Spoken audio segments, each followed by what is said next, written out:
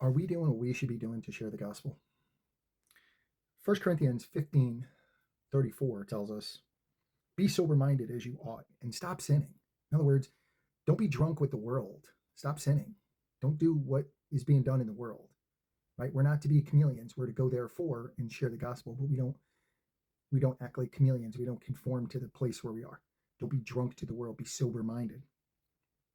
Right? And then he goes on to say, for some have no knowledge of God. I speak this to your shame. So in other words, there are people out there with no knowledge of God. And what Paul's saying is, I speak this to your shame. Why? Because there's three steps to this, right? We know that he tells us in Matthew 28:19 to go therefore, make disciples of all nations, baptizing them in the name of the Father, Son, and Holy Spirit, right? And then he tells us in Matthew, when we're like, oh, well, there are people that don't have knowledge of God, and I speak this to your shame. Well, I'm afraid to go out and share the gospel, Jim.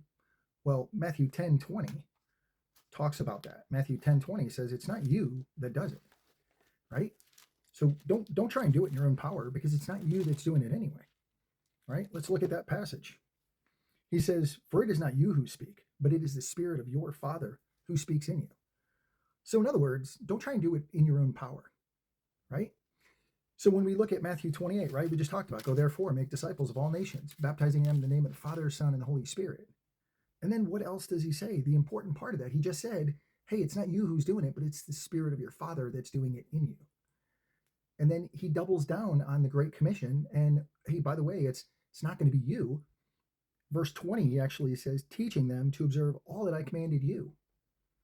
And lo, I am with you always, even to the end of the age. So people out there that don't know the knowledge of the truth, they don't know that, they don't have knowledge of God. It's on us, right? Jesus called us. When we say, come, Jesus, come, that meets face to face his challenge of go therefore and make disciples. It meets our calling of going therefore and making disciples head on. So you're crying out for him to come, but guess what? You need to be an active participant in helping him come by making sure that others hear and others have knowledge.